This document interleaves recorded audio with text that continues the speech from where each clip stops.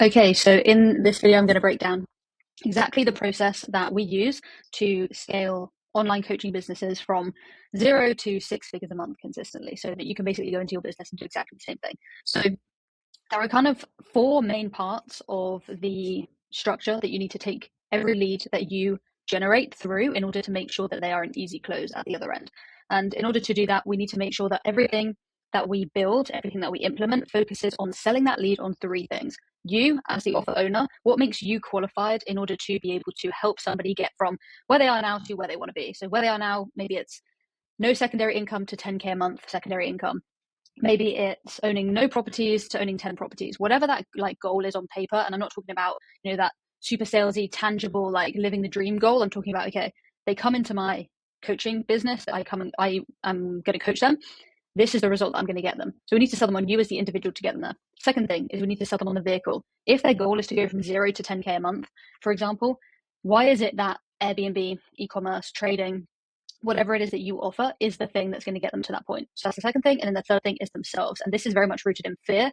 This is very prevalent for done with you offers and offers in the business, in BizOp, business coaching, career coaching, all of those kind of things, because people have a self-doubt, which if they carry with them onto all the way through the process, onto the closing call, is going to be the objection of fear that prevents them from going forward. It prevents the closing and closing if they don't know how to handle it, which in my opinion, fear is the trickiest one to handle and the less frequently taught one in closer training. But also it's going to prevent you from collecting cash. So we need to fix that problem. So here is exactly the process. Number one, traffic. So this is anything like ads, if you're running ads, content. So if you have an audience, your organic content, whether that be Twitter, Instagram, TikTok, and low ticket communities. So if you have a Discord, school, WAP, anything like that, then you want to funnel that traffic into something. And honestly, it depends on the kind of offer you have, but a VSL funnel is fine. Or even better, if you're just launching a high ticket offer or you're going to relaunch your high ticket offer, is to launch on a live webinar. And then you can set that up and like launch that as an evergreen webinar later on down the line. First thing you want to do is you want to collect the user info. This is going to be super important because then it helps us plug them into nurture sequences. So you're going to want to have your VSL page.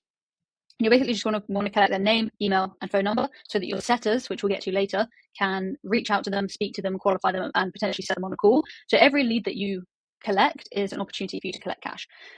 The headline on your funnel page will need to be how ABC person can achieve X result in Y time frame, and then you have the option of adding without ABC pain point. And the reason for this is because, and I have this conversation with offer owners all the time who don't have, their offer completely dialed yet. The reason why you want to make it as crystal clear as this is because you want to call out exactly who your target audience is. And most offer owners have this kind of mindset of like, oh, well, either like I'm a trading coach and there's loads of trading coaches, or so I want to be super specific or whatever. What you want to do is you want to be super specific about who it is you're targeting. It can still be broad. So for example, an offer that we worked on that did 200K to 600K, they were just that was a trading offer as well. They just were targeting 9-to-5ers. Can you imagine how many 9-to-5ers there are in the United States? Like millions and millions and millions. So it was super, super broad. Doesn't matter if your target is as broad as that and as big as that, as long as it's specific. A 9-to-5er is specific. You're not targeting entrepreneurs, you're not targeting CEOs, you're targeting 9-to-5ers. Achieving X results, so achieving 10K a month, first a rental property, whatever, in Y time frame, 90 days, 30 days, 2 months, 6 months, 12 months, whatever. In this VSL or in this webinar or whatever video that you're going to post, you need to sell them on the vehicle, you, and themselves. We already went through this. Then at the end, there's going to be a CTA to book a call. Now, one of two things is going to happen. I'm sure you can guess. Number one, they book a call. Number two, they don't book a call. So let's go down the route of, okay, they book a call. Nice. Then what we do on the form, which basically is, just like on the Calendly form or whatever you use to book those calls, you're going to ask qualifying questions. The reason for this is because if we let anybody book a call, then you're going to end up with a mishmash of people who are all kinds of qualified to disqualified. So whatever it is that you require people to have or to possess in order to succeed with you, then you want to do that on this form. So that could be things like credit score. That could be things like, if this is a fit for you, how much do you have to invest in yourself in order to achieve X goal? X goal being whatever you put up here. So for example, for a BizOp offer I have right now, on the form we have how much are you willing to invest in order to achieve the goal? And we have a couple of options, less than a K, 1 to 3, and over 3. The price point is 5K, but we have a downsell at 2.5K, hence those brackets. Anyone under 1K gets automatically DQ'd. If you're on an offer where you're just starting up and you don't have that much call volume, then you can keep those in. I've seen people, haven't tested it myself, but I've seen people straight up ask, do you have a credit score over 700? That's a big thing in BizOp for buy now, pay later. I don't love that question because there are a bunch of payment options. So somebody will approve them as long as they don't have like a 400 credit score. You'll get a couple of those, but it won't be the masses. I also like to put some urgency in there. A lot of people, for some reason, think it's okay to book a call and then not show up, not let you know they're not going to show up, and just you never hear from them again. So I like to put a little tick box in there which says, do you agree to show up on this call? If you book a call and you don't show up and you don't let us know within 24 hours, you will be blacklisted. We're not going to give you another shot. And they have to press I agree. If they are for some reason disqualified, you can DQ them right there. The call gets cancelled, and you can downsell them to your low ticket, or if you have like setters can call them up and send them to a free community, whatever it is. And then do you see how if you send them to a free community, you're basically feeding this traffic source right here, low ticket community. So you kind of have a bit of an ecosystem going on. So then we have call booked. Okay, they've been DQ'd. If they're qualified, then you get them on to the post-booking video. This is so important. If you have nothing after they book a call, then not only are you leaving more time between what happened up here and what's going to happen down here, which is the call gets taken. They could forget. They might start looking at other things. They won't get as bought in. So this page that you need to have after they've booked that call has got a post-booking video. First thing you got to do on that video is congratulate them. Congratulations, you've taken the first step in changing your life. Here's what to expect on the call. You tell them what to expect on the call. We're going to break down. We're going to go through a little bit about what your goals are, what's prevented you from getting that up to this point. We're going to see if we have a solution for you. If we do, cool. We'll take you through the next steps. Then you want to drop a case study in that video. And just basically you can yap on for 15 minutes after that about, case study. And then the bottom of the page has just got to have case studies all over it. If you are brand new starting out and you don't have that many case studies, choose your best one and make a video about it. And if you can get that best case study or that one case study to make a video as well, like an interview, perfect. Client interviews. And then right at the bottom, after more case studies, you're going to want to put some FAQs. And depending on your offer, if you fully believe that this is a no-brainer offer, there's no reason why they wouldn't want to do this, you can be fairly transparent here. Don't drop price, but if you want, and ideally don't drop guarantee unless you drop your guarantee in here. But drop questions like, results to be expected or not expected. What is the format? What can I expect to learn? Blah, blah, blah. Then we obviously have the call taken. So then we have a couple of things. Either they get disqualified on the call. This can happen because honestly, people just straight up lie. And, we've had people say, yeah, I've got $3,000 to invest and they've got $200. So they could straight up be disqualified on the call, in which case they go here and then obviously goes back into the top. Or they are lost, so your closers are not good enough to close them, or there's a reason why that person didn't close on the call. So, for example, an objection they couldn't overcome, or they're not interested in it, which if you did all of the pre-selling, you did this, you did the webinar properly, they shouldn't be caught by surprise on what the offer is. If they're caught by surprise and they're like, oh, I thought this was something else, that's a problem, and it's telling you something about what happened later on down the line. And then obviously we have the ideal scenario, which is call taken, close. And in between, when actually these are in the wrong place, but what you want before this,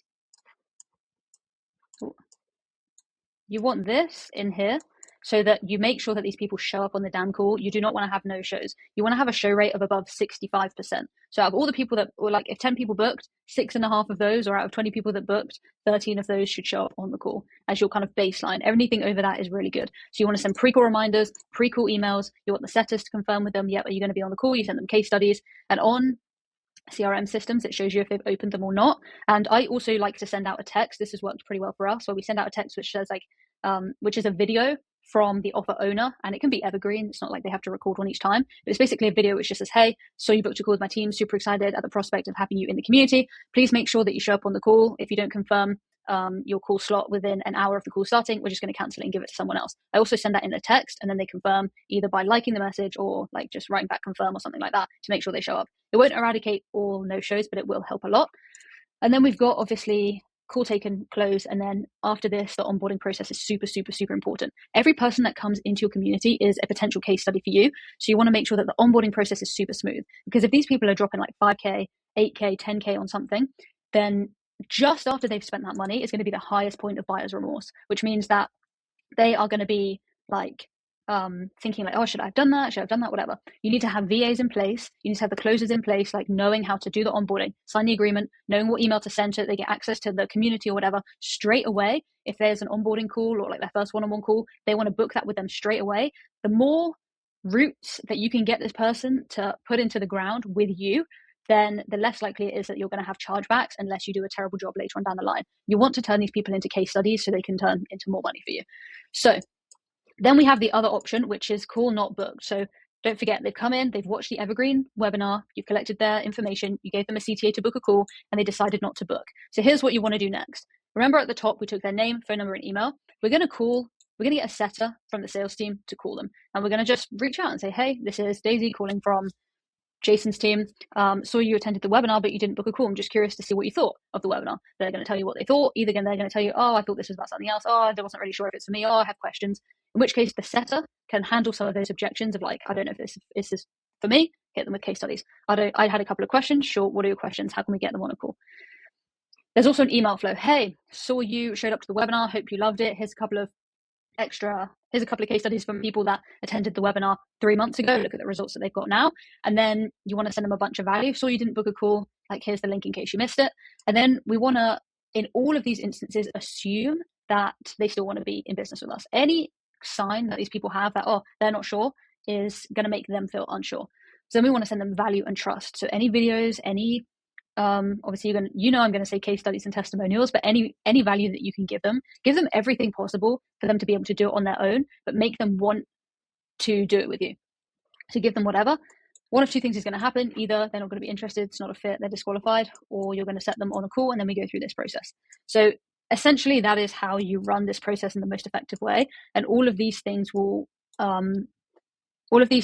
filter into each other, because like I mentioned down here, once you actually get the close across the line, then you're able to put this back into client interviews in here. Obviously, we have case studies that we can pull from, which go into these trust focused emails. We can have case studies that we put also into our VSLs and our webinars. So really all of these things, no matter what happens to these leads, you can use them for trust assets and leverage them further down the funnel. So I hope that was helpful. If you have any questions, feel free to reach out to me, but otherwise that should make sense.